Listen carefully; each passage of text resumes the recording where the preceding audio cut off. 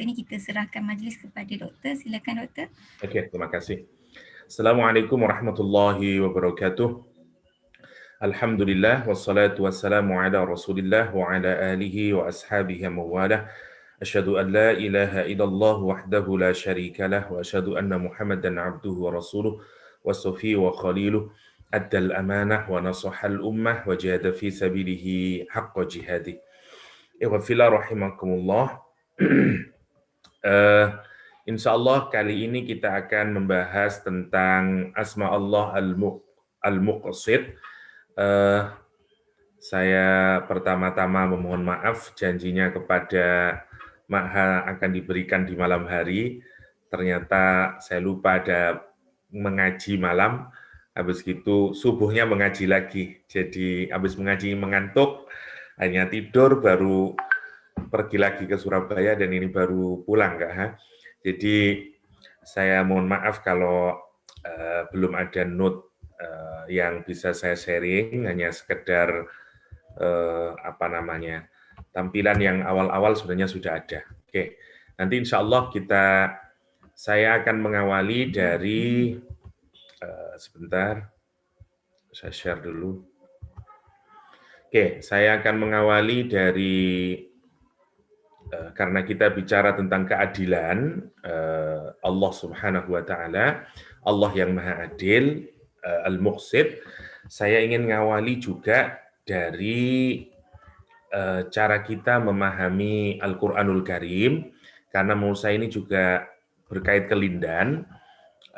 Karena itu sebelum kita masuk ke Al-Muqsid, ya, saya ingin kita melihat dulu tentu saja ini sudah sering dibahas, tapi saya ingin ini juga menjadi kacamata kita di dalam memahami keadilan Allah Subhanahu wa taala. Oke. Yang pertama, ada dua golongan di dalam umat Islam ini tentang cara dia memahami Al-Qur'anul Karim. Yang pertama adalah bahwa Al-Qur'an itu dianggap sebagai kitab suci yang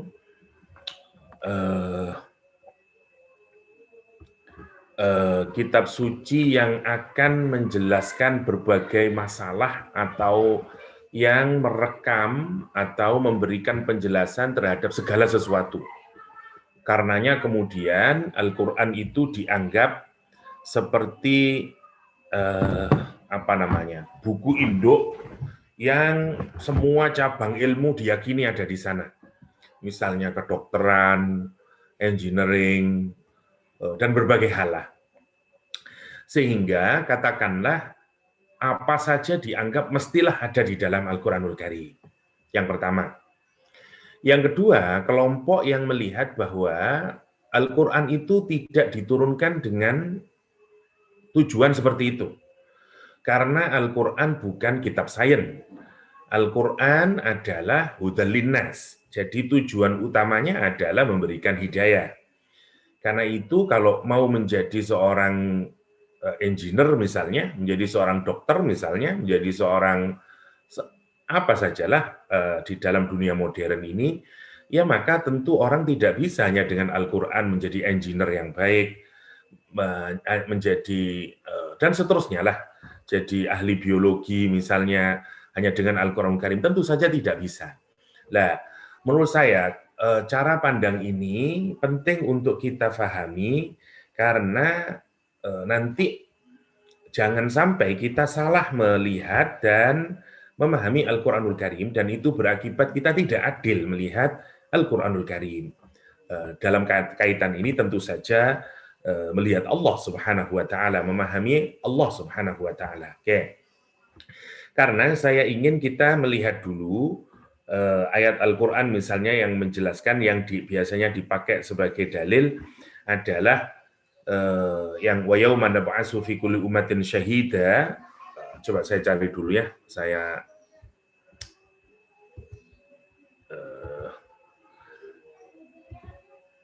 di mana ayatnya ini?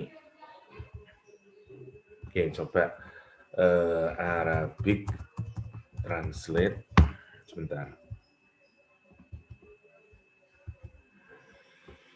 Wa yawma nab'atsu fi kulli ummatin syahidan 'alaihim min anfusihim wa ji'na bika syahidan 'ala haula. يوم نبعث في كل مدة شهيدا عليهم من أنفسهم وجئنا بك شهيدا على هؤلاء. Oke, surat An-Nahl ayat ke-89. Oke, An-Nahl ayat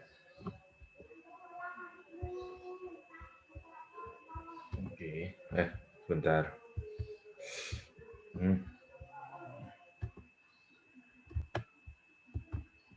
Bentar, saya letakkan dulu ya.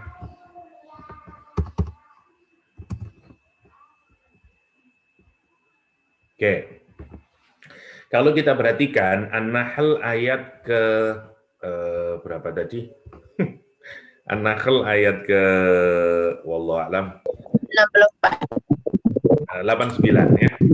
An-Nahl ayat 89, Allah SWT menyatakan wa yauma nab'atsu fi kulli ummatin syahida, pada hari kami membangkitkan, nanti ada hari kebangkitan ya, di mahsyar sana setelah kita dibangkitkan semuanya dari alam dari kuburan kita untuk menghadap Allah Subhanahu wa taala. Kemudian ayat ini mengingatkan kepada kita bahwa Allah Subhanahu wa taala nanti akan membangkitkan para anbiya ya, nabi-nabi itu menjadi saksi atas umatnya masing-masing. Dan Allah menyatakan wa yauma, pada hari nab'ats, kami bangkitkan fi kulli ummatin, bagi tiap-tiap umat, syahidan, penyaksi ya, alaihim, atas mereka. Nabi Adam bersaksi terhadap umatnya, Nabi Ibrahim bersaksi atas umatnya ya. Oke. Wa ji'na bika syahidan ala haula, dan kami juga datangkan Nabi Muhammad SAW sebagai saksi juga atas umatnya. Dulu ayat ini sebenarnya mirip dengan surah yang ada di An-Nisa yang wa ji'na bika ala haula syahida, itu mirip dengan yang ada di surat An-Nisa ketika Rasulullah SAW berkata kepada Abdullah bin Mas'ud, bacakan Al-Quranul Karim, kemudian Abdullah bin Mas'ud menyatakan, ya Rasulullah, Al-Quran turun kepadamu, mengapa engkau menyuruhku membacanya? Kata Rasulullah SAW, sesungguhnya aku suka mendengar Al-Quranul Karim. Dan kemudian Abdullah bin Mas'ud membaca Al-Quran surah Al-Ma'idah, Al-Nisa, sampai di ayat yang wajibna, seperti di ayat ini, bika ala haula'i syahida, itu Rasulullah SAW menangis, tidak kuat, dan Rasul kemudian menyatakan hasbuk, cukup, kata Rasulullah SAW. Jadi kemudian ayat ini diteruskan wa nazzalna 'alaikal kitaba, ayat ini, dan kami turunkan 'alaika, kepadamu Muhammad, al-kitab, yakni Al-Qur'an, tibyanan, dari kata bayyinah, dari kata baina, penjelasan ya, atau penjelasan lah, explanation ya, likulli syai', terhadap apapun saja. Kalau kita perhatikan ayat likulli syai' ini memang seakan-akan menjelaskan berbagai macam ya. Karena itu kita harus nanti dari ayat inilah terjadi perbedaan. Mari kita lihat misalnya, saya coba perlihatkan Ibnu Katsir saja untuk memudahkan. Surah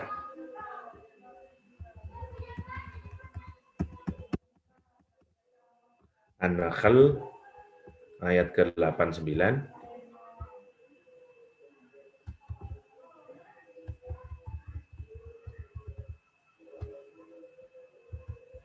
Oke, Ibnu Katsir. Oke, kita lihat di sini Ibnu Katsir menyatakan misalnya apa saja pendapat yang menyatakan tibyanan likulli syai'. Ibnu Mas'ud menyatakan qad bayyana lana fi hadzal Qur'an kullu ilmin wa kullu syai'in. Kata Ibnu Mas'ud, sungguh jelas, sungguh clear bagi kita fi hadzal Qur'an, di dalam Al-Qur'anul Karim, kullu ilm, segala macam ilmu, wa kullu syai'in, dan segala macam sesuatu. Oke. Ini penjelasannya Ibnu Mas'ud. tentu saja nanti harus kita pikirkan apa yang dimaksud oleh Ibnu Mas'ud dengan kulla ilmin. Sebagaimana kita ketahui bersama, ilmu itu berkembang. Ya. Contoh sajalah, sosiologi saja itu baru menjadi ilmu pengetahuan dan diakui sebagai bagian dari social sciences. Ya, sosiologi ini, saya bicara sosiologi. Itu kira-kira 1800-an ya, atau awalnya Auguste Comte yang kemudian awalnya menamakan sosial fisik, belum diterima oleh Amerika, hanya Eropa yang mengakui, orang Amerika masih menganggap sebagai bagian dari filosofi, sampai nanti ketika Emil Durkheim bisa membuktikan bahwa sosiologi juga punya data yang biasanya disebut oleh Durkheim sebagai social fact, baru nanti American University menerimanya karena bisa dikuantifikasi sebagai cabang dari social science. Artinya, saya mau katakan adalah ilmu yang difahami oleh Ibnu Mas'ud tentu saja berbeda dengan apa yang kita fahami hari ini. Wah, sekarang makin kemana-mana segala macam ilmu. Ya, dulu mungkin ilmu apa? Ya, kalau kita lihat, renungkan. Di Greek civilization, katakanlah, kita masih hanya punya filosofi, punya natural science mungkin, belum banyak perkembangannya sampai ke detail seperti cabang-cabang ilmu yang kita ketahui hari ini. Apakah ketika Abdullah bin Mas'ud menyatakan kulla ilmin ini berarti semua cabang ilmu? Saya kok ragu menyatakan itu. Atau kulla syai'. Tentu ini adalah dalam pandangan Abdullah ibnu Mas'ud untuk memahami apa yang dimaksud dengan kullu syai'. Imam Mujahid tidak mengatakan semua cabang ilmu, tapi kullu halalin wa haram. Segala yang halal dan yang haram. Ya, itu pendapatnya dia. Ada lagi wa qaulu Ibnu Mas'ud a'ammu wa ashmal. Ya, ucapannya Ibnu Mas'ud, pendapatnya Ibnu Mas'ud itu lebih luas, lebih holistik misalnya. Fa innal Qur'an istamala ala kulli ilmin nafi'. Terus dikasih penjelasan yang dimaksud adalah bahwa Al-Qur'an itu mengandung berbagai ilmu yang manfaat. Min khabari ma sabaqa. Ya, dari informasi yang telah lalu. Wa ilmin ma sayati, atau ilmu yang akan datang. Wa hukmi kullu halalin wa haramin. Penjelasan ini jauh lebih masuk akal ya. Wa man nasu ilaihi muhtajin, dan apa saja yang memang dibutuhkan oleh manusia min amri dunyahum wa dinihim, dari perkara dunianya dan akhiratnya, dari perkara kehidupannya sampai nanti dia kembali ke akhirat, ke kembalinya dia di darul akhirah. Tetapi tidak dalam pengertian semua ilmu sebagaimana yang kita pahami di dalam Al-Quran nanti, apakah ada DNA, RNA, dan segala macamnya ya, ilmu genetika yang sekarang sampai sebegitunya. Nah, itu maksud saya. Kalau kita lihat di sini terjadi, ini saya baru mengambil Ibnu Katsir. Kalau kita lihat satu lagi lah, bagaimana Imam Qurtubi melihat. Mohon maaf saya belum bikin note, jadinya kita harus melihat sedikit. Misalnya tibyanan likulli syai', atau kalau ayat yang lain yang menjadikan dalil itu adalah ma farratna fil kitabi min syai'. Itu juga bicara tentang apakah semuanya dijelaskan oleh Al-Qur'anul Karim, Misalnya kita lihat Nukatul Uyun saja untuk memudahkan. Nggak ada di sini. Nggak ada penjelasannya. Nggak ada penjelasannya. Oke, kembali lagi ke sini. Jadi yang dimaksud segala sesuatu ini yang menjadikan perbedaan. Sekarang begini, kenapa kita kok kemudian terjadi perbedaan pendapat? Apakah Al-Quran itu menjelaskan semuanya, berbagai ilmu ada? Ini kalau kita memahaminya letterlek, seakan-akan demikian. Tetapi kalau kita melihat in detail, ternyata Al-Quran memang tidak. Misalnya tidak ada tentang biologi, kimia, sebagaimana yang kita pahami dalam ilmu pengetahuan. Tetapi clue-cluenya, Misalnya, apakah di Al-Quran mengandung inspirasi tentang sains dan sebagainya? Ada kalau itu. Tetapi tidak, misalnya kita sedang memikirkan tentang atom misalnya, apakah bisa kita mendapatkan jawabannya melalui Al-Quran? Tentu saja enggak. Pertanyaannya, kenapa kalau enggak? Apakah itu akan mengurangi Al-Quran Karim? Tentu saja tidak. Kenapa? Karena Allah telah menciptakan akal buat kita. Yang akal itu ciptaan Allah, yang dengan akal kita bisa mencarinya, mencari jawabannya dengan kerja-kerja saintifik. Itu maksudnya, ya. Karena itu, maka kita jangan sampai keliru melihat dan menggunakan Al-Quranul Karim. Lah, salah satu ayat yang menjelaskan tentang fungsi Al-Quranul Karim ya, adalah surah Yunus ayat 57. Ini juga menjelaskan, karena nanti banyak sebenarnya, tapi untuk kali ini saya ingin kita melihatnya dari teropong surat Yunus. Maksud saya, dengan ini harapannya nanti kita akan jauh lebih mudah lagi memahami nama Allah Al-Muqsit. Itu maksud saya. Oke. Kembali lagi sekarang ke surah Yunus ayat ke-57. Ayat ini dibuka dengan kalimat yang menarik. Ya ayyuhan nas, kata Allah SWT, wahai manusia. Kalimatnya diawali dengan nidaknya menggunakan kata ya ayyuha. Ya ayyuha. Saya sebentar ya. Oke. Saya ambilkan ayatnya dulu. Oke. Ayat ini diawali dengan ya ayyuha. Oke. Kalau nida, panggilan itu sebenarnya itu cukup menggunakan ya. Oke. Maka kalau nida itu menggunakan ya ayyuha, berarti ada pola yang ditambahin oleh Allah, yaitu ayyu plus ha. Okay. Dalam tradisi bahasa Arab, ha fungsinya litanbih, atau kalau kita menginginkan ada perhatian, atensi ya, attention dari audien atau orang yang kita panggil. Okay. Ayun itu ditunjukkan untuk direction-nya ya, dan kedekatannya. Oke, jadi fungsinya begini maksud saya. Jadi orang itu kalau menggunakan kata ayun, itu dia fokus karena ada direksi yang dituju. Ya. Seperti kalau ada dua benda, hitam sama hijau, kemudian kita mau memastikan yang mana nih, yang hijau atau yang hitam. Maka kita menggunakan kata ayun. Nah, kalau orang memanggil dengan menggunakan ayun, itu orang itu fokus pada direksinya. Ada orang yang memanggil tapi tidak fokus. Nah, jadi ayu itu arahnya ke sana, dan karena itu fungsinya kalau di dalam bahasa Arab adalah seakan-akan yang memanggil itu merasa dekat dan yang dipanggil itu seakan-akan berada di depannya, meskipun yang dipanggil itu jauh. Itu maksudnya. Ya, jadi Allah memanggil tidak dengan cara yang biasa karena dipanggil dengan ya ayyuha. Ya, meskipun jauh terasa dekat. Dan agar karena ini panggilan yang spesial, maka diharapkan kita memberikan perhatian yang serius.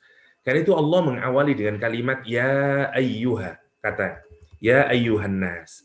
Yang dipanggil seluruh manusia. Yang dipanggil seluruh manusia untuk menunjukkan Quran bukan ditujukan untuk orang Islam. Quran ditujukan untuk seluruh umat manusia. Oke?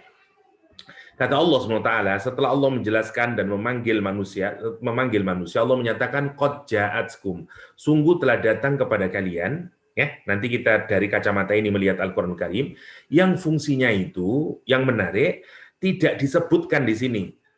Yang datang apa? Nggak disebutkan. Yang disebutkan itu adalah fungsinya. Satu, sebagai mau'idhah. Ini fungsi. Yang kedua, fungsinya sebagai syifa. Fungsi semuanya yang disebutkan oleh Al-Quran Karim. Yang ketiga, fungsinya sebagai hudan. Dan yang keempat, fungsinya sebagai rahmah. Ini menarik kalau kita pikirkan, karena kalau kita mau menyatakan, memanggil seseorang, misalnya saya menyatakan, hei Fatimah, datang kepadamu sesuatu yang sangat menyenangkan, sesuatu yang warnanya putih, sesuatu yang berasal dari Kuala Lumpur, sesuatu yang ini kan menarik. Iya apa? Kan begitu mestinya. Nah, ini yang menarik, Allah tidak menyebutkan yang datang itu Al-Qur'anul Karim. Tapi Allah menyebutkan yang datang kepadamu itu justru dari fungsi barangnya, fungsi sesuatunya itu. Bukan menyebutkan nama sesuatu itu. Ini menarik. Kenapa? Karena tidak semua orang senang dengan Al-Qur'anul Karim. Karena tidak semua orang menerima kalau dia diinformasikan ada wahyu dari Allah SWT. Ada orang ateis, ada orang agnostik, dan seterusnya. Karena itu, ayat ini, karena Allah menyatakan seluruh manusia, karena ada sebagian orang alergi terhadap Al-Quran, terhadap wahyu, Allah menyatakan bukan qad ja'atkum Al-Quran, qad ja'atkum Al-Kitab, enggak. Agar apa? Agar orang tetap tertarik, agar orang tetap terpikat. Karena kalau orang mengetahui fungsinya, dia tidak peduli. Misalnya ada seseorang yang nggak suka dengan merek tertentu misalnya, maka kita oke lah, saya tidak sebutin mereknya. Yang penting ini untuk begini loh, nanti bisa begini. Kira-kira begitu. Ya, kenapa tidak disebutkan Al-Quran di sini? Dan Allah kemudian menggunakan 4 ini.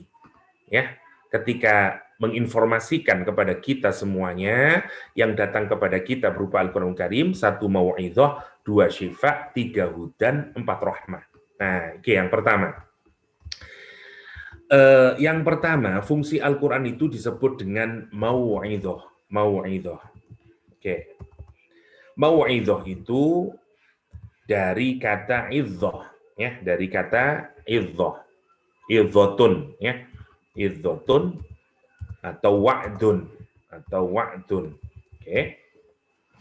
Yang kemudian dibentuk intensif, diintensifkan, ya. Jadi dia mubalaghahkan, ya, sehingga maknanya menjadi ketambahan karena dia mubalaghah, berarti maknanya menjadi very powerful. Very powerful. Yang kedua, very deep. Saking dalamnya sehingga para ulama tafsir menyatakan dia berhasil melembutkan hati. Melembutkan hati. Dan membuat hati kita menjadi mudah menerima, hatinya menjadi reseptif, saking dalamnya, ya. Atau biasanya diterjemahkan dengan nasihat yang masuk ke dalam dada kita, ya. Nasihat yang masuk ke dalam hati kita. Oke, saya taruh sini dulu. Heart penetrating advice atau counsel, ya. Nah, ini nanti penting, terutama buat konselor kayak Kak H atau semua yang semua saja profesi, karena nanti Al-Quran itu mengajari bagaimana sih bikin bikin nasihat yang bisa masuk ke dalam hati yang sangat powerful, yang bisa melembutkan hati dan reseptif. Ini penting menurut saya. Karena apa? Karena begini. Nasihat itu, terutama buat anak-anak sekarang, itu seringkali guyonannya kalau di orang Indonesia, masuk telinga kanan, keluar telinga kiri. Dan saya guyonan lagi, untuk anak sekarang bukan begitu. Masuk telinga kanan, keluar lagi dari telinga kanan. Saking cepatnya. Jadi kalau advice itu masuk telinga kanan, keluar telinga kiri, masih bagus, karena masih pernah masuk. Tetapi kalau dia langsung keluar lagi, dia tidak punya efek apa-apa. Nah, ini mungkin ada harus kita pertanyakan, mungkin advice-nya yang kurang baik atau momennya yang tidak baik. Karena itu mau'idhah biasanya adalah satu advice yang part at the moment, right moment, dan kemudian dengan cara yang tepat dan masuk sampai ke dalam hati seorang and stay there. Lama terus masuk. Seperti seorang misalnya pekerja dipanggil bosnya, dinasehati sampai kemudian kamu begini dan setelah sampai seminggu dia masih ingat, oh stupid I am misalnya dan seterusnya, ya. Itu namanya mau'idhah. Nah, pertanyaan saya yang pertama, sudahkah kita memfungsikan Al-Quran sebagai mau'idhah?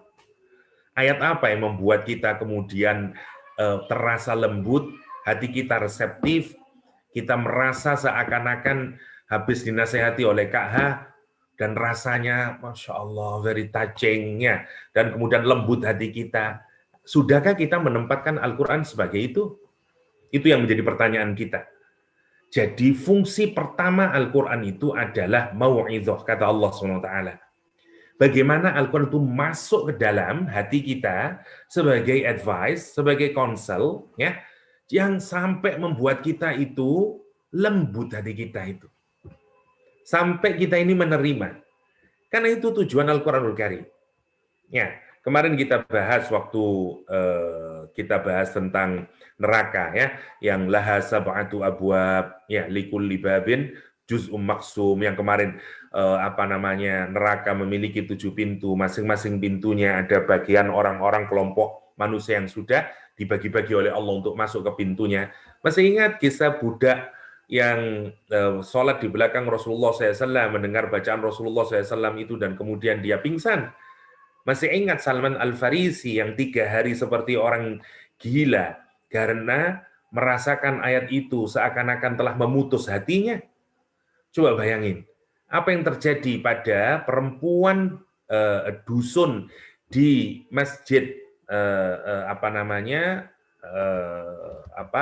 di Madinah itu, Masjid Quba yang pertama, dan Salman Al-Farisi ketika mendengarkan ayat ini. Kenapa itu? Karena jadi mau'idhah. Karena jadi mau'idhah. Nah, kita harus menggunakan Al-Quran itu semacam itu. Jadi mau'idhah. Nah, para ulama tafsir kemudian merinci mau'idhah itu cara Al-Quran untuk melembutkan hati. Yang Al-Quran itu kalau dibacakan, dipahami, ditadaburi, dia menjadi mau'idhah dengan berbagai cara. Ya, ada yang targhib, ya, ada yang targhib, ada yang tarhib, ada yang takhfif, ada yang tarqiq, ada yang amar sifatnya, ada yang macam-macam nanti. Nah, maksud saya begini, kita ini harus belajar, terutama buat yang profesi konselor, profesi psikolog, profesinya sebagai teacher, menurut saya itu penting sekali, karena ini bagian dari cara Al-Quran, kita niru Al-Quran. Misalnya ayat-ayat yang targhib, kita cari apa ayat-ayat targhib. Ayat-ayat yang targhib, ya, satu yang memberikan encouragement, yang kemudian memberikan rasa takut, ya, melembutkan hati, ayat yang bersifat pemerintah, ayat yang mencerca, ayat yang apa. Para ulama kemudian menyatakan ini adalah cara-cara Allah SWT agar kalau kita membaca ayat-ayatnya, ayat-ayat itu menjadi mau'idhah. Itu maksudnya. Lah, mestinya kita juga belajar dari situ. Kenapa ya omongan saya kok tidak efektif? Kenapa ya nasihat saya kok tidak efektif? Jangan-jangan cara saya dan segala macam. Dan kita bisa belajar dari sini. Itu poinnya, terutama buat kita sendiri-sendiri, agar nasihat kita itu kemudian juga punya kekuatan sebagaimana kalimat-kalimat Al-Quranul Karim. Karena kita belajar dari sini. Maka ini perlu di breakdown. Ya, nanti yang targhib kayak apa contoh-contohnya, yang takhfif kayak apa, yang melahirkan khauf kayak apa. Saya kasih contoh satu lah misalnya. Misalnya Allah bicara tentang lumazah-humazah. Orang yang sukanya cimaki, insulting others, bullying others misalnya, dan segala macamnya lah. Orang yang kata-katanya baik gesturnya suka mencaci maki orang lain dengan mudah dan seterusnya. Oke, maka Quran datang untuk nasihati itu, ya, sebagai mau'idhah. Dan Quran menggunakan misalnya contoh kalimatnya digambarkan orang itu nanti akan la yumbadanna fil khutamah wa ma adraka mal khutamah narullahil muqadah allati tattali 'alal afidah innaha 'alaihim muqsadah fi amadin mumaddadah. Misalnya contohnya sajalah, kita awali dari kata fi amadin mumaddadah misalnya. Kalau kita perhatikan cara Al-Quran itu digambarkan orang ini nanti akan berada di tiang yang dipanjangkan oleh Allah SWT. Ya, fi amadim mumaddadah. Ya, jadi dia di tiang dia ada di tiang yang panjang itu. Pertanyaan kita, kenapa kok Allah tidak langsung saja dihabisi orang ini? Karena dulu dia nyakitin orang lain, tapi orang lain itu mungkin tidak bisa membalas, sehingga hatinya sakit. tapi dia tidak punya tempat mengadu, ke siapa dia mengadu? Hanya kepada Allah SWT. Ya, sehingga nanti orang yang ucapannya sering nyakitin orang, gesternya sering melukai hati orang, tapi dia nanti begitu dia dimasukkan ke dalam neraka, Allah gambarkan Allah tidak langsung dihajar orang itu. Allah tidak menjelaskan dalam Al-Quran misalnya langsung dibunuh saja, nggak begitu. Ini persis seperti begini, kalau kita ini punya musuh yang amat sangat kita benci, ya, kalau kita nonton film, itu contoh-contohnya kalau dalam film, musuh itu tidak langsung dibunuh. Misalnya di shot by gun misalnya, enggak. Tapi misalnya saya ingin nyakitin kamu piece by piece, akan saya potong tanganmu, saya potong hidungmu, akan kamu rasakan betapa marahnya dia. Kan begitu caranya. Nah, lihat sekarang Al-Quranul Karim. Allah tidak menjelaskan orang ini dimasukkan neraka, kebakar habis, enggak. Dia ditaruh di dalam tiang yang dipanjangkan oleh Allah. Dan dia dibakar, dia api menjalar dari bawahnya. Dan terus membakar dia. Sampai kemudian Allah menggambarkan, dan api itu tidak hanya akan membakar kulitnya, tulangnya. Tapi apa kata Allah? Allati tattali'u 'alal afidah. Dia terus akan menyala dan dia akan sampai ke dalam lubuk hatinya. Yang dulu agar dia ingat, dulu lubuk hati orang itu kamu sakiti, kamu pecahkan hatinya. Karena kata-kata kerasmu, karena sikapmu, dan seterusnya. Nah itu orang yang mau mentadaburi Al-Quran itu, pasti dia akan merasakan Al-Quran sebagai mau'idhah. Karena ya Allah, jangan saya ya Allah. Ya, orang akan kemudian mendapati Al-Quran itu sebagai advice yang very powerful, very deep, yang akan membuat hati kita menjadi layin. Menjadi layin. Nah, ini fungsi pertama dari Al-Quranul Karim. Nah, maksud saya, kita harus bisa membuat catatannya sekarang, ada beberapa poin ya. Ustadz, kenapa saya merasa Quran itu kok tidak bisa jadi mau'idhah bagi saya? Saya baca biasa saja, misalnya. Permasalahannya bisa banyak. Satu, karena kita tidak paham, hanya tahu maknanya saja. Yang pertama. Yang kedua, karena kita tidak benar-benar taklim, mentadaburinya, apa sih maksudnya, apa sih, dan seterusnya. Ya, karena itu, tentu, sekarang kita pikirkan, terus apa yang kita lakukan terhadap Al-Quranul Karim? Sudahkah Al-Quran itu kita jadikan sebagai mau'idhah? Ya, jadi betapa Allah memanggil kita, memesrai kita, dan menyatakan ini loh, datang buat kalian, mau'idhah. Tapi kemudian, kalau kita pikirkan, apa yang kita perlakukan dengan Al-Quranul Karim? Lawang dia, fungsi pertamanya saja sudah jarang dibikin oleh orang. Buktinya, orang hari ini adalah lebih banyak mana? Orang stressful, orang punya masalah, orang ngeluh dengan kesusahan hidupnya, kesusahan batinnya, dibanding zaman para sahabat. Insya Allah zaman ini. Mestinya zaman ini orang lebih membutuhkan Al-Quranul Karim sebagai mau'idhah, sebagai powerful advice, ya, sebagai deepest counsel bagi dirinya. Yang menarik, orang sekarang tidak ke sana. Itu artinya dia meninggalkan Al-Quranul Karim sebagai fungsi mau'idhah.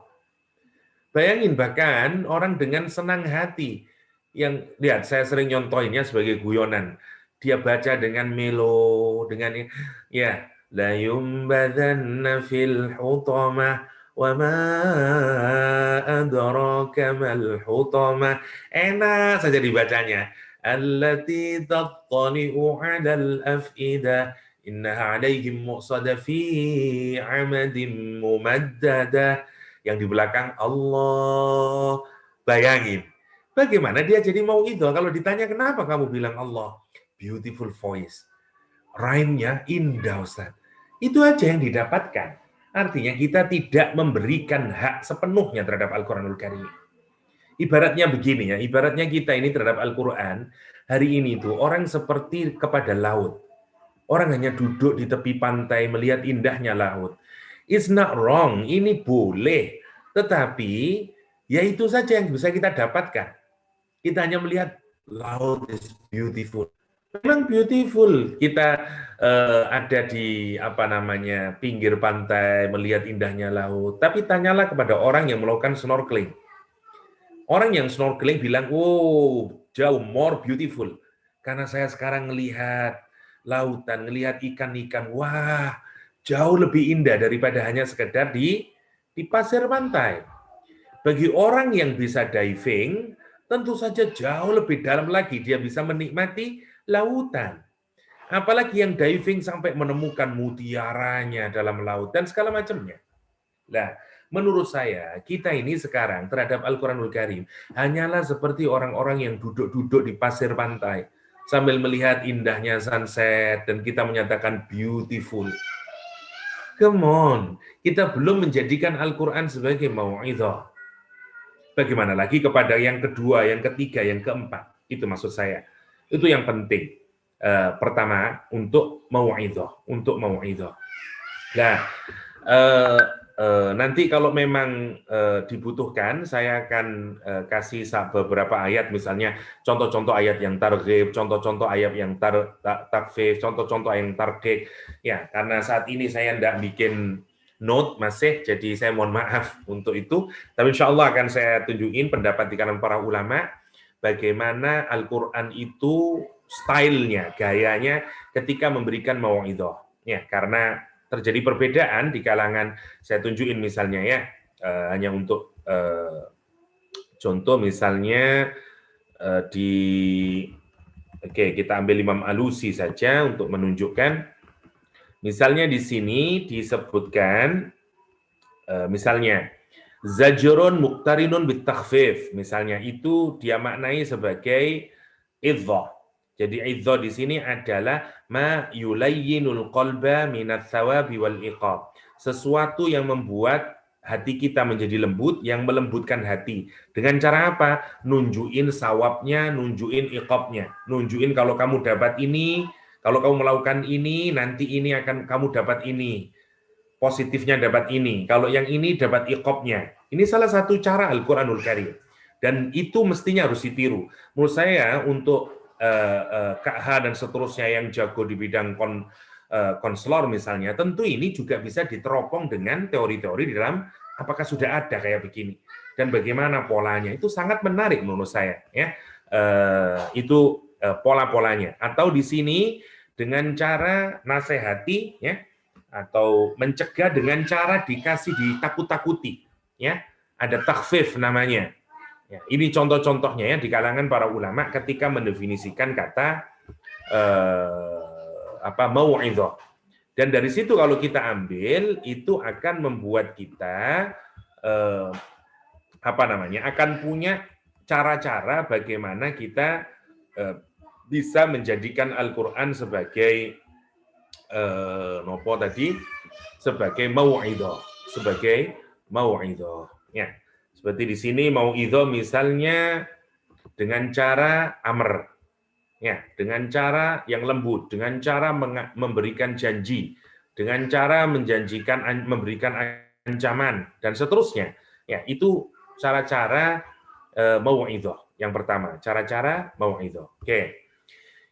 Nah, mau'izah ini kalau kita perhatikan ini fungsinya untuk membenahi, mau'izah ini fungsinya untuk membenahi bagian luar kita. Artinya, orang itu kalau masih jauh dari Al-Quran, maka kita akan banyak melihat tindakannya yang bertentangan dengan Allah, dengan perintah Allah SWT, dengan aturan Allah SWT. Misalnya kata-katanya, misalnya tangannya, kakinya, pilihan hidupnya, dan segala macamnya lah.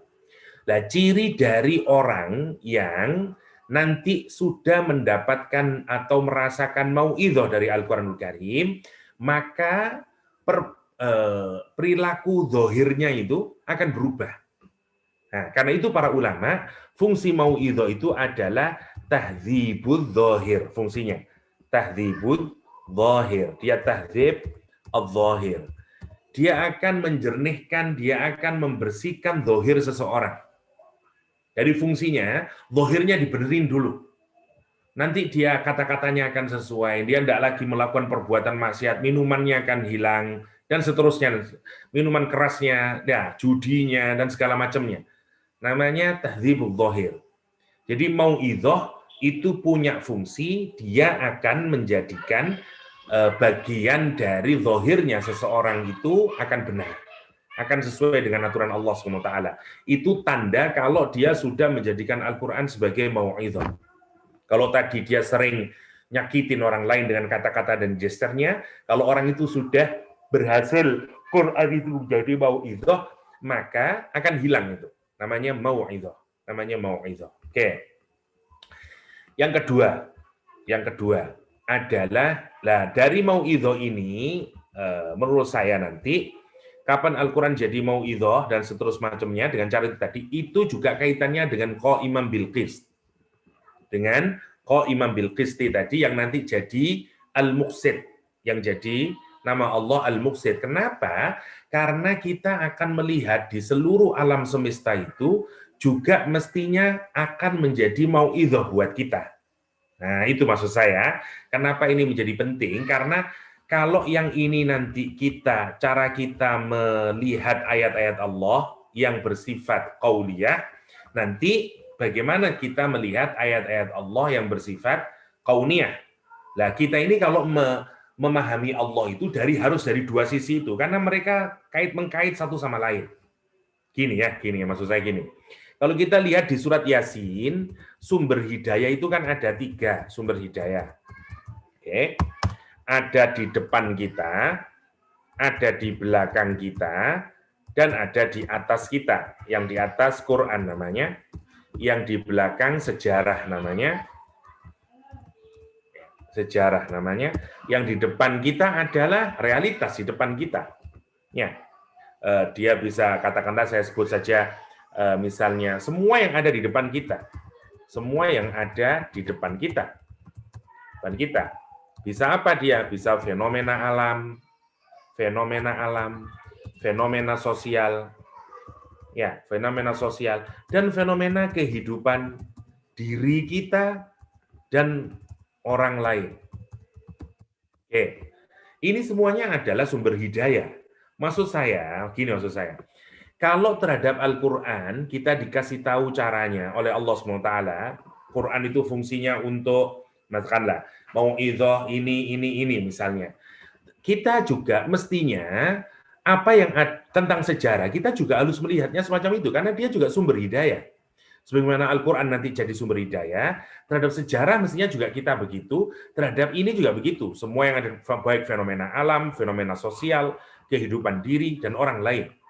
Sayangnya menurut saya, yang benar-benar sudah neliti benar fenomena alam, fenomena sosial, fenomena kehidupan, dan segala macam, itu sayangnya untuk detik hari ini orang Barat. Harus kita akui itu.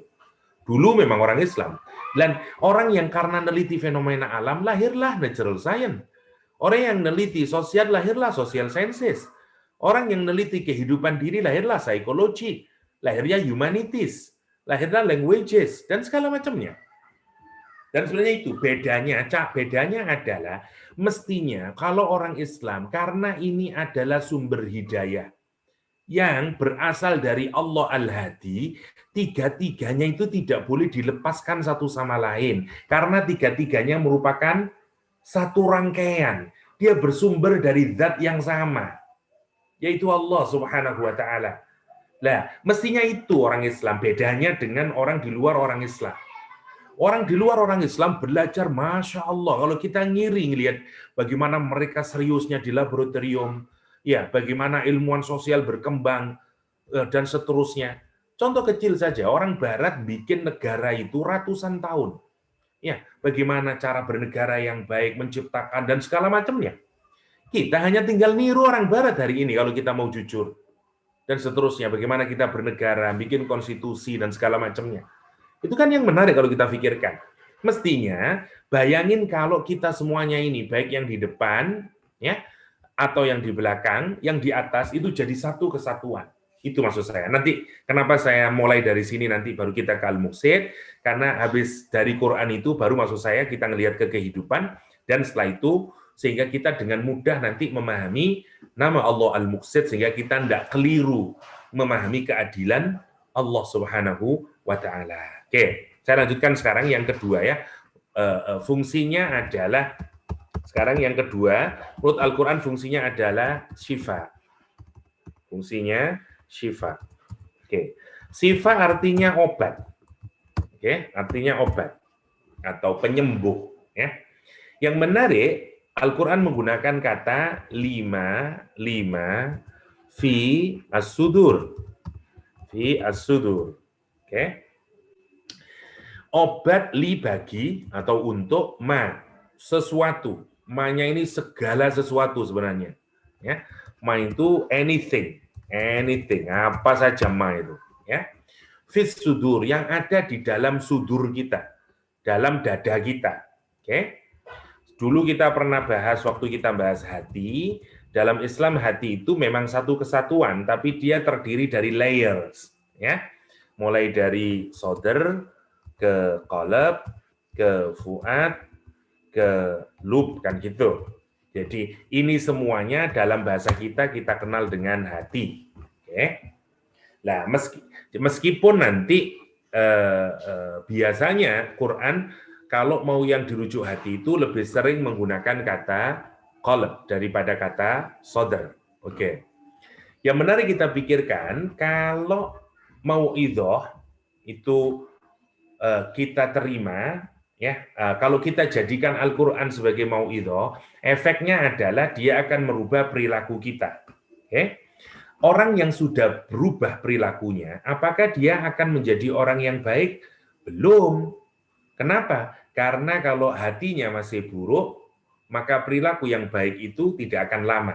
Seperti kalau kita bikin habit, misalnya di sekolah kita bikin habit, di pesantren kita bikin aturan dan perilaku, tetapi begitu orang keluar dari pesantren, dari ma'had, orang keluar dari training camp dan segala macam, dia kembali lagi ke sifatnya yang buruk. Kenapa? Karena hatinya masih sakit. Karena itu Al-Quran kemudian, fungsi Al-Quran yang kedua setelah mauidhah adalah syifa. Dia obat. Tapi obat bagi semua yang ada di dalam dada kita. Yang pertama, kenapa Allah kok menyatakan dada, bukan qalb? Kenapa ayatnya kok bukan lima fil qulub, tapi lima fis sudur? Karena yang dimaui oleh Allah ini semuanya bisa diobati, empat-empatnya. Maka caranya yang dipilih adalah yang sodr. Karena kalau Allah menyatakan dia obat bagi hati, oh hati yang betul, tapi kalau yang ini tidak bisa diobati. Oke lah, kalau hati ini sehat, maka tentu seperti domino, fuad mesti sehat, lub mesti sehat. Karena tidak mungkin kalau qalb itu sehat terus fuad tidak sehat, tidak bisa. Kalau fuad sakit, ini mesti sakit, begitu maksudnya. Ya, tapi tidak untuk yang ke belakang. Kalau ke depan pasti sehat. Kalau qalbnya sakit, fuadnya bisa sakit. Ya, fuad sakit, lub bisa sakit. Tapi kalau qalb sehat, fuad pasti sehat. Dan kalau fuad sehat, lub pasti sehat. Karena seperti itu. Nah, karena itu Allah menyatakan dia obat bukan hanya bagi ini semuanya, tapi sampai dari yang paling terluar. Allah mau bilang, Quran itu obat bagi hatimu dan bahkan buat sodrmu, lapisan hatimu yang paling luar. Yang sebenarnya dia tidak bukan dari situ nanti penyakitnya, bukan dari dirimu sendiri kalau di sodr itu. Karena penyakit yang ada di dalam sodr adalah penyakit waswasah syaitan. Ya, penyakit waswasah namanya. Waswasah, yaitu bisikan, whisperingnya setan. Yang terus whispering kita, jangan berbuat ini, dan segala macamnya. Nah, Quran itu bilang, hatta whispernya bisa sembuh dengan Al-Quranul Karim. Oke, jadi fungsi yang kedua, sebenarnya mengarah kepada semua penyakit hati. Semua penyakit hati, sombong, angkuh, suka nyaci orang, merasa benar sendiri. Semua yang kita sebut iri, dengki, semua yang kita sebut dengan amrodul qulub, penyakit hati. Dia akan sembuh dengan Al-Quranul Karim. Nah, ini juga harus kita cari bagaimana ayat-ayat Al-Quran, misalnya tentang sombong, apa obatnya menurut Al-Quran? Apa kalau orang ini, apa obatnya Al-Quran? Ini kalau kita breaking down, pasti akan jadi menarik. Itu maksud saya. Jadi akan lebih memudahkan. Dan ini sudah sebenarnya dilakukan oleh Imam Ghazali, oleh Ibnul Qayyim, ya, yang bicara banyak tentang Amrodul Qulub, terus apa ayat-ayatnya menjelaskan. Nah, tetapi masalahnya, apakah kita juga sudah menjadikan Quran itu sebagai syifa buat hati kita? Itu yang jadi persoalan buat kita. Sudahkah kita ini memberikan hak Al-Quran? Hak Al-Quran bukan hanya sekedar kita sudah tadakur, kita sudah tafakkur Ustaz, saya sudah tadabbur. So what? Kalau itu tidak kita gunakan untuk merubah pribadi kita, useless nanti. Ya, jadinya makanya fungsi Quran itu kita ini bukan hanya sekedar kita faham, no, dia harus jadi mauidhah buat saya. Ya, jadi implementatif, dia harus jadi syifa buat hati saya. Quran harus jadi mauidhah buat zahir saya. Quran harus jadi syifa buat hati saya. Itu poin sentralnya. Karena tadzakur, tadabbur, taklim, baca, dia cuma tool. Dia tool saja. Dia cara saja sebenarnya. Efeknya adalah pada mauidhah, syifa, hudan, sama rahmah. Itu efeknya. Yang harus kita pertanyakan sekarang ini, saya sudah melakukan taklim terhadap Al-Quran. Saya belajar Al-Quran, saya tadabbur Al-Quran. Terus kok tidak ada apa-apa pada diri saya, Ustaz? Kenapa kok tidak ada rasa mauidhah? Kenapa kok tidak ada syifa? Itu yang jadi masalah. Jangan-jangan kita tidak sampai menjadikan dia menjadi mauidhah buat diri saya. Jadi syifa buat hati saya.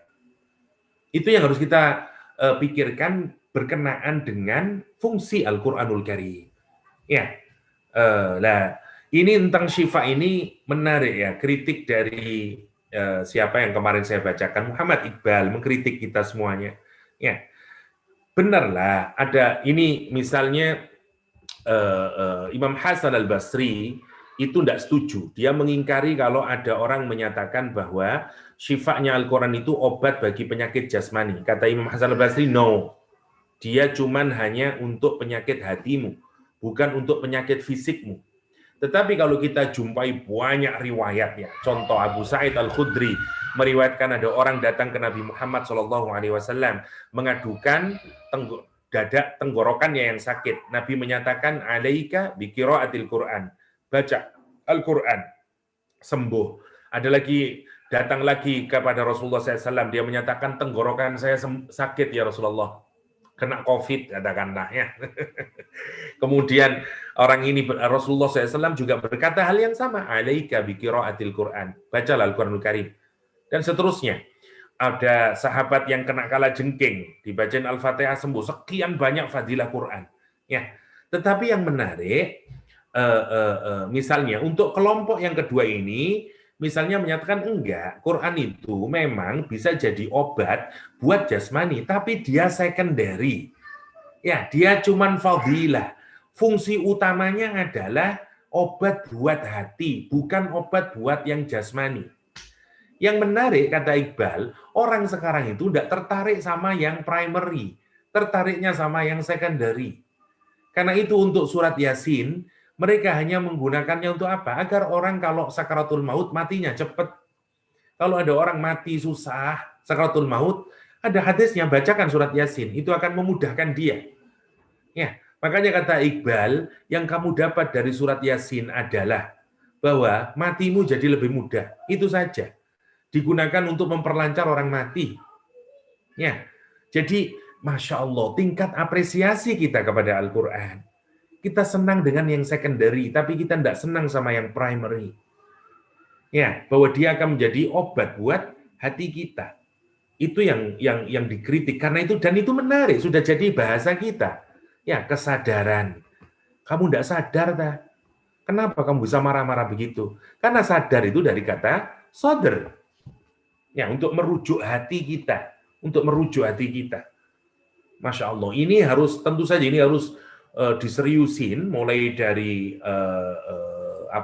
mau'idhah, sampai bagaimana ketemu pola-polanya, syifa, gunakan buku-bukunya, misalnya Imam Ghazali, Abu Tib Al-Makki, Qutul Qulub, misalnya buku-bukunya Abu Ibnul Qayyim Al-Jauziyah itu sangat membantu untuk melihat penyakit-penyakit hati dan bagaimana ayat Al-Quran dealing dengan penyakit hati tersebut. Nah, itu juga harus menjadi kajian buat kita untuk kita terapkan sehingga Quran itu menjadi syifa. Nah, jadi kalau hudan tadi fungsinya adalah untuk menjernihkan, membersihkan ya semua kejelekan yang zahir, maka syifa fungsinya adalah untuk tahdzibul, untuk yang tahdzib al-batin. kata Imam Malusi. Dia untuk bersihin yang batin.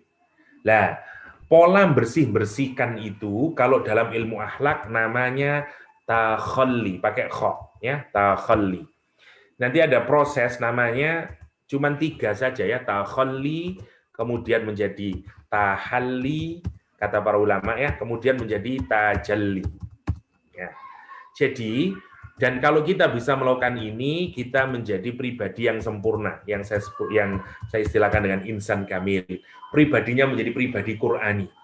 Ya, jadi yang pertama, proses yang harus dijalankan adalah takhalli, bersihin dulu. Semua dibersihkan. Yang zahir tadi, ya, yang suka marah, yang suka minum alkohol, yang suka meninggalkan sholat, yang tidak peduli sama keluarga, dan seterusnya, itu takhalli, dibersihkan dulu. Setelah bersih zahir, bersih batinnya.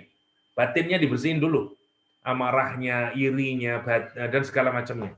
Nah, kapan kita sampai di tahapan ini? Karena ini sebenarnya self-transformation teori. Ya, ini bisa kita anggap sebagai self-transformation, ya, Quranic self-transformation.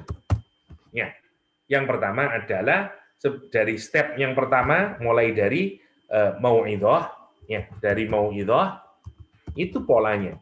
Jadi dari mau'idhah, nanti ke syifa, dan jelas, efeknya juga jelas.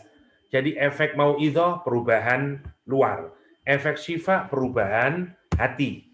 Ya, yang akan kelihatan nanti. Akan kelihatan, hatinya akan berubah orang itu. Nah, 2 proses ini kalau disingkat namanya takhalli. Namanya takhalli. Oke. Nah, sekarang masuk yang ketiga, yang nanti kita kaitkan, karena sudah masuk ke hidayah sekarang, nanti baru ke al-muqsid. Nah, kalau sudah ada mau'idhah, sudah sampai syifa, dan kita efeknya menjadi takhalli, menjadi bersih, saatlah kemudian kita melakukan proses yang ketiga, namanya hudan. Hudan itu beautification. Hudan itu tahalli. Tahalli itu menghias diri. Kapan kita waktunya menghias? Setelah orang melampaui tahap takhalli. Kha. Jadi sebenarnya hidup itu mudah. Kapan hidup itu sukses? Ketika kita bisa memindah titiknya kha yang berada di atas, dipindah kepada di dalam, menjadi jim. Jadi kha, titiknya dipindah menjadi ha, tidak ada titik. Nanti kalau sudah berhasil, titiknya ada di dalam, menjadi jim.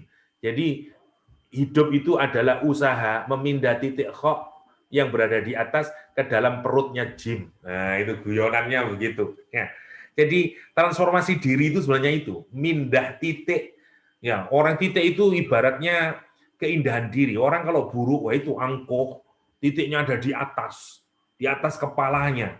Ya, di atas kepalanya, angkuh dia, sombong dia, dan segala macamnya. Nah, nanti orang kalau sedang proses pembersihan diri, hilang titiknya. Ya, tahalli. Nanti kalau dia orang sudah sukses, sudah di mata Allah baik, nanti akan tajalli, bermanifestasi rahmatnya Allah SWT nanti. Ya, oke. Maka tahapan ketiga disebut dengan hudan. Oke. Tahapan ketiga namanya hudan. Hudan itu petunjuk, ya. Kita sudah pernah bahas seperti beginilah contohnya, ya. Kalau kita sakit, kita datang ke dokter. Dokter kemudian nyuntik kita karena fisik kita panas. Misalnya asam aurat, ya. Yang tahu gout, misalnya saya lah kena. Jalan pincang-pincang saya, fisik saya udah kena. Tidak bisa, jalannya pincang, tertate-tate, sampailah ke dokter. Maka saya dikasih mau'idhah oleh dokter. Saya terima nasihatnya itu. Masuk ke dalam hati saya. Saya sudah bilang apa kemarin? Tidak boleh makan kambing, tidak boleh makan protein ini kebanyakan, dan segala macamnya. Masuk ke dalam hati saya, akhirnya saya terima, oke, siap, saya disuntik, saya diinjeksi. Nah, oke, saya mengalami proses yang pertama, namanya mau'idhah. Mau'idhah. Setelah itu, saya bilang, ini kesalahan sampean adalah, Anda itu tetap istiqomah, makan makanan yang tidak benar. Saya syifa sekarang. Oke, dokter benahin hati saya, dicerai dan segala macam. Kalau saya sekarang sudah taslim, oke dokter, sudah saya give up, sudah Lah, maka saya sekarang prosesnya sudah ditakholli.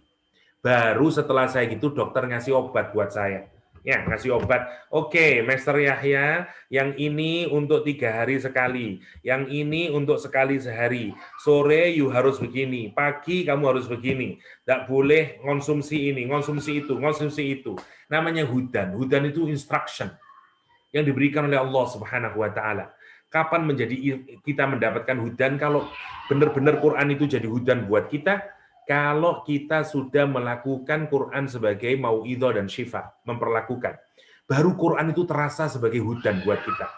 Buat petunjuk. Cirinya kalau hudan itu begini. Orang nanti akan menjadikan apapun saja menjadi sumber hidayah. Kalau dia mengkaji Al-Quran, itu Quran menjadi sumber hidayah benar buat dia. Nanti dalam kehidupan, dia selalu mempertanyakan, ini sesuai enggak ya dengan Al-Quran? Yang kayak begini ini cocok enggak buat menurut Al-Quran? Dia seperti diinstruksi. Ya, jadi hudan itu demikian. Ya. Nah, dalam kaitan dengan hudan ini, kemarin kita lebarkan menjadi 3 itu, menjadi fenomena alam, menjadi fenomena sosial, diri, karena dia juga menjadi sumber hidayah. Sumber hidayah. Itu yang menarik untuk kita pikirkan. Ya. Jadi, harapan kita itu, sumber hidayah itu, nanti kita dapatkan tidak hanya melalui Al-Quranul Karim, tapi juga melalui ayat-ayat Allah yang kauniyah. Yang keduanya tidak boleh dipisahkan, karena dia menjadi satu kesatuan. Oke lah, kita lihat logikanya dulu ya. Kita lihat logikanya dulu. Kita tadi menyatakan bahwa ada 3 sumber hidayah, sebagaimana yang dijelaskan di surat Yasin. Ya. Oke, ada 3, 1 di depan. Oke, 1 di depan.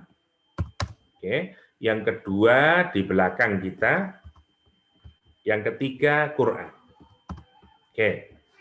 Kalau di surat Yasin contohnya clear. Untuk yang sejarah, misalnya dikasih contoh 3 orang utusan, 3 mursalin. Dan 1 orang yang nerima namanya Habib An-Najjar. Kita pakai nama aja lah. Ya, atau kalau menurut surat Yasin, rojulun min aqsal Madinah. Kalau pakai surat Yasin, min aqsal Madinah. Oke. Laki-laki dari ujung kota. Oke.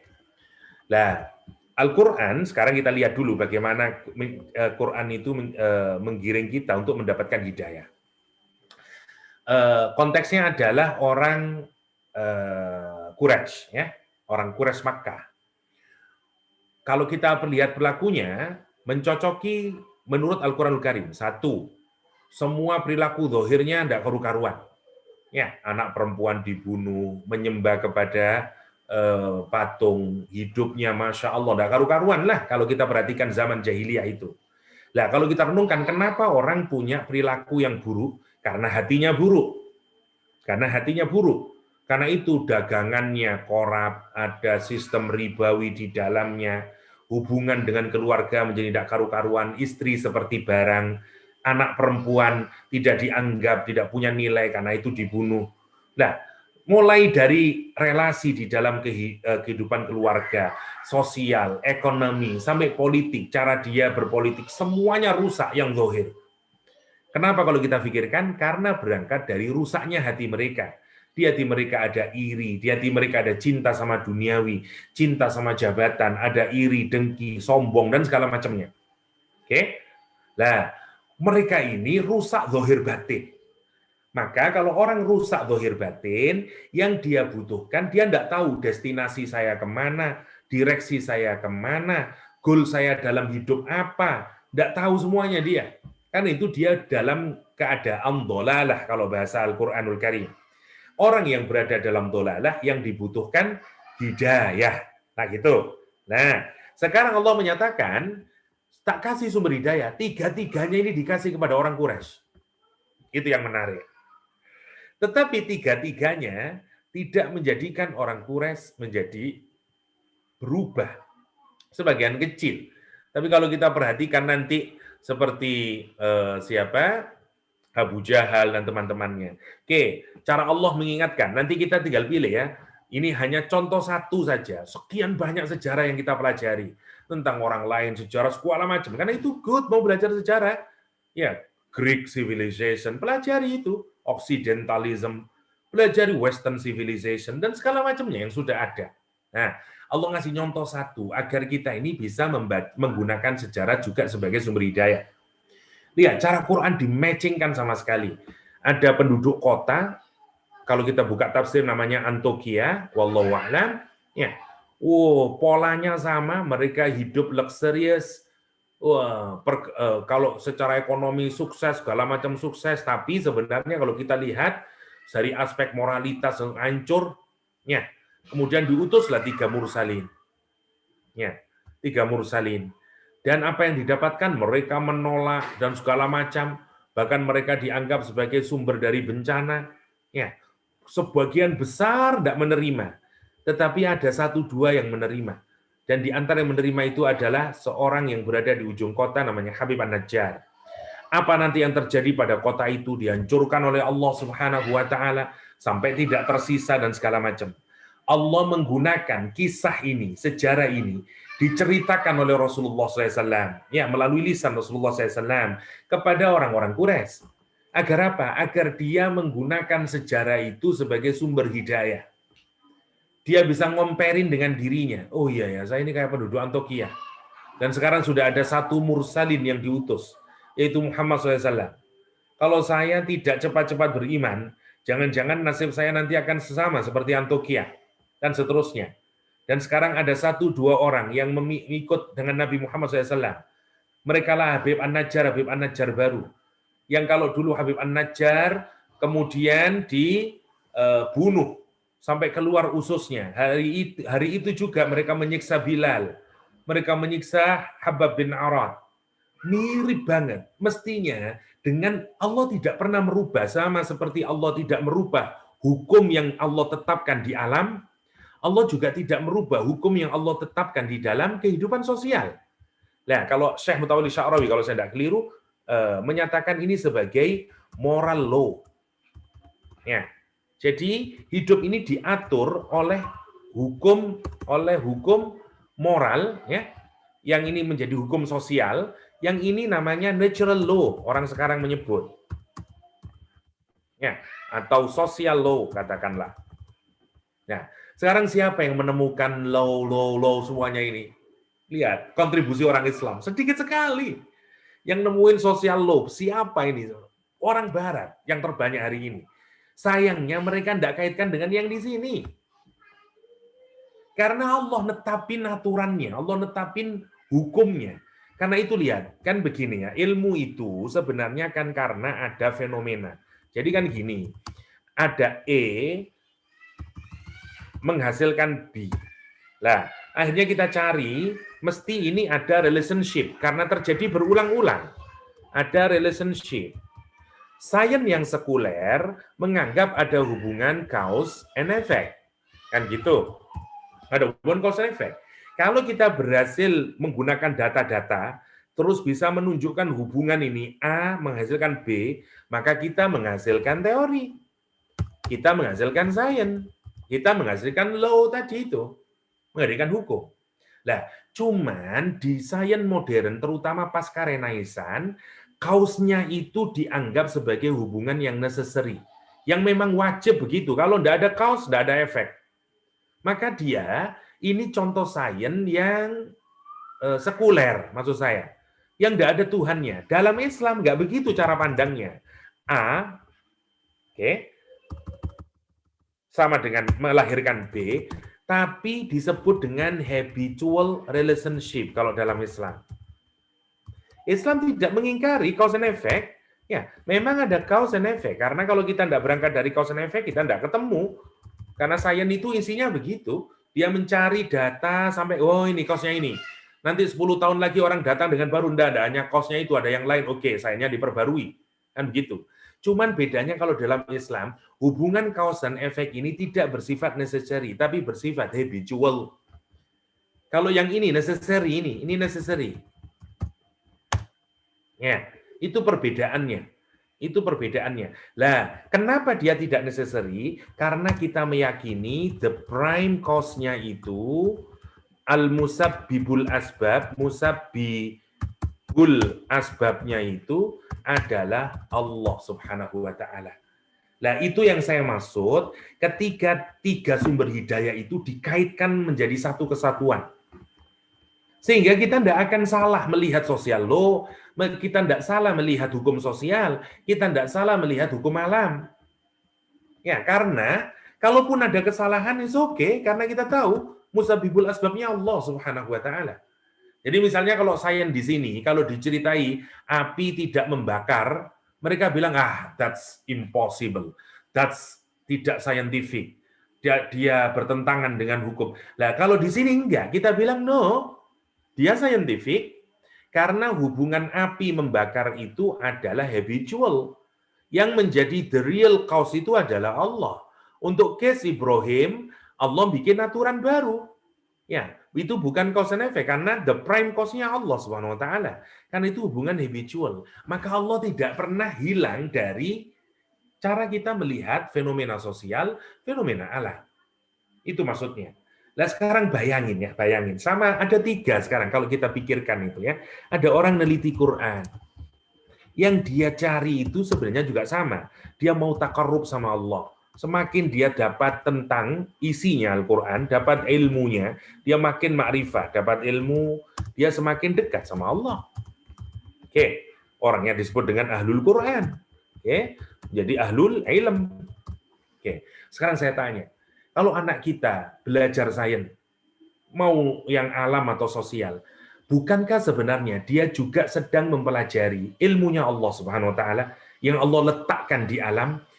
Ya, yang Allah letakkan di sosial, sehingga kemudian ada kapan masyarakat itu hancur, apa yang membangunkan masyarakat, apa yang menghancurkan masyarakat, itu bagian dari moral and social law.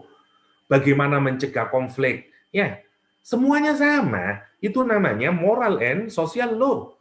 Ya, orang belajar psikologi, antropologi, sosiologi, dan segala macamnya lah. Nah, kita tidak ingin menabrakkan, kenapa sih orang alergi kemudian? Seakan-akan semuanya harus Quran saja. Lalu ini semuanya dari Allah. Ini yang juga dari Allah, ini juga dari Allah, ini juga dari Allah. Yang ini namanya ayat kauniyah, yang ini namanya ayat kauliyah.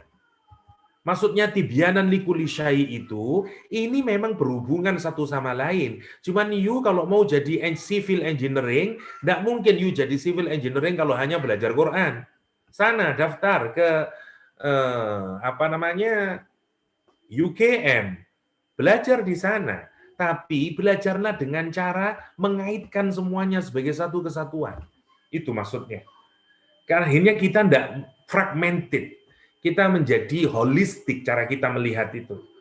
Dan itu yang terjadi pada ulama-ulama Islam zaman dahulu. Meskipun dia seorang biologis, seorang saintis, bagaimana?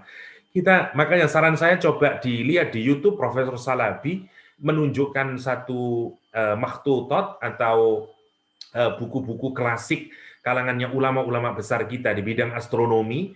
Lihat cara dia menulis, bahkan seperti kitab-kitab akhlak, ada wallahu a'lam, dan masya Allah kalau kita pikirkan itu indahnya maksud saya. Lah sekarang bayangin kalau anak-anak kita yang ada di dalam laboratorium itu sedang dia mengamati fenomena alam karena dia di natural law, bukankah dia semakin juga mendekati ilmunya Allah? Sebagaimana seorang yang sedang menekuni Al-Quran, dia juga maunya dekat dengan Allah. Yang di sini sekarang, dia sedang juga menekuni dengan Allah, mestinya nanti kalau dia sampai menamakan itu, ketemu terus, natural law, indahnya ilmunya Allah. Kan begitu kemudian ujungnya itu. Makanya kalimatnya nanti, sebagaimana penjelasan kita kemarin waktu di Ali Imran, apa komentarnya? Syahidallah annahu la ilaha illallah. Karena itu yang bisa mendapatkan persaksian itu siapa? Ulul ilm. Ulul ilm. Dia ini yang nanti bisa melihatkan, Masya Allah. Dia ini yang bisa melihat, Masya Allah, la ilaha illallah, subhanallah. Itu maksud saya. Nah, kita harus bisa menjadikan tiga-tiganya ini sebagai sumber hidayah. Nah, pada konteks Quran, jelaslah Quran sumber hidayah. Hudal linnas, hudal lil muttaqin, dan segala macamnya. Jadi, jadikan itu untuk konteks Quran, kita temukan itu. Oh, kalau yang begini-begini, ini tidak boleh, yang ini boleh, yang ini. Itu namanya hidayah. Quran kemudian menjadi instruksi buat kehidupan kita. Menjadi guideline, menjadi guidance buat kehidupan kita. Itu yang disebut oleh Said Qutb sebagai hidup di dalam naungan Al-Quranul Karim. Ya, al-hayah fi dhilalil Quran, hidup dalam naungan Al-Quranul Karim. Itu maunya, itu maunya. Lah, maka kita tidak menjadi seperti ilmuwan-ilmuwan Renaissance yang kemudian menghilangkan Allah.